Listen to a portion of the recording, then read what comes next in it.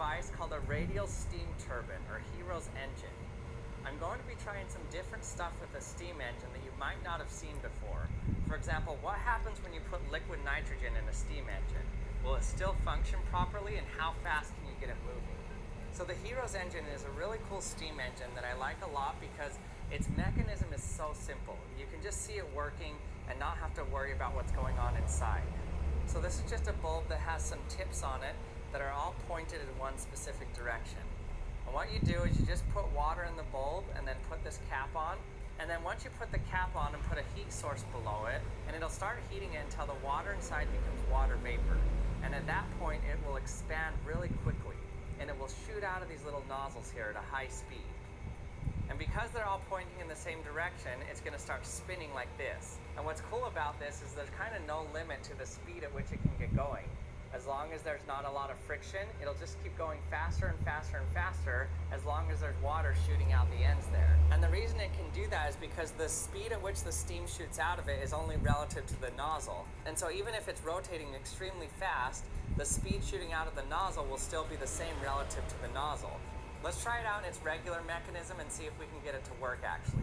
And then I'm going to try liquid nitrogen in it. Okay, we just put the water in it like normal and heat it up, and let's see what happens. Never mind then.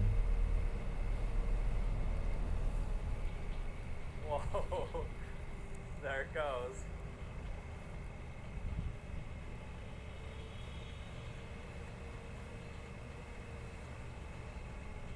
Whoa, it's going super fast.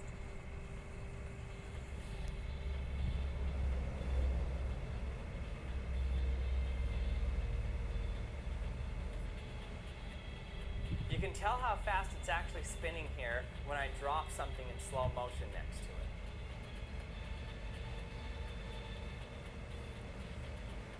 Now what's neat about this is I'm currently using a heat source to make the steam shoot out the nozzles, but I don't have to use a heat source specifically. I can actually just put it in my vacuum chamber with regular water, and it should boil that water inside and get it to turn without any input of heat from a flame. Chamber and see if we can get it to spin without a flame below it. Okay, 3, 2, 1.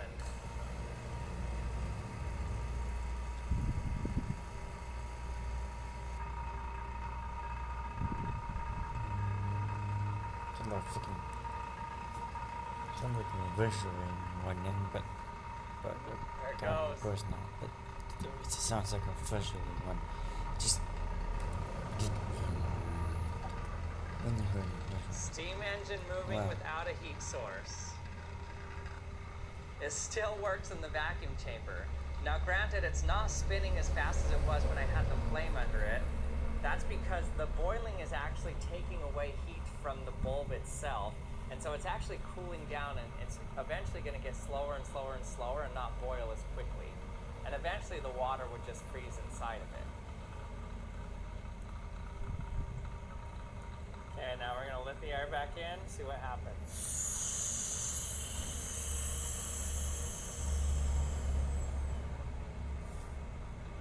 No more boiling. So it worked regularly, it worked in the vacuum chamber. Now let's put liquid nitrogen inside of it. So obviously nitrogen is normally a gas at room temperature. So when it expands, it's going to expand very quickly with a lot of volume. So basically the environment around it is going to supply the heat, and it's going to very rapidly boil that liquid nitrogen. Let's see what happens. Okay, so this is completely filled with liquid nitrogen now.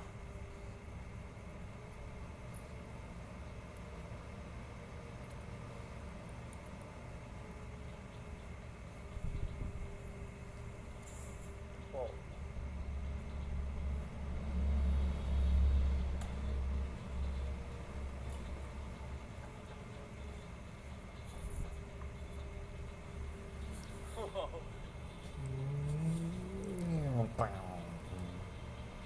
It's working.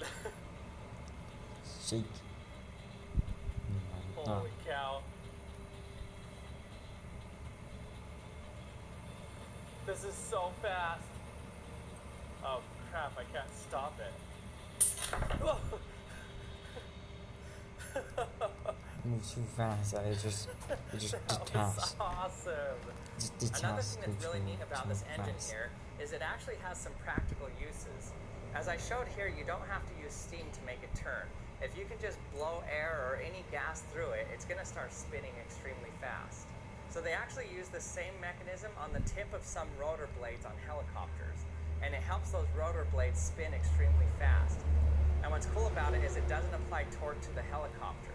So in some applications, they use compressed air with jet engines to blow air, hot air out of the nozzle tips at the tip of the rotors, and they can make the helicopter spin and even fly just from that mechanism itself. For example, I can make a makeshift helicopter by just sticking a balloon onto a mini rotor like this that has fan blades on it, and the gas from the balloon will be expelled through the nozzles and it'll make it fly up in the air. Hey everyone, thanks for watching another episode of the Action Lab. I hope you enjoyed it.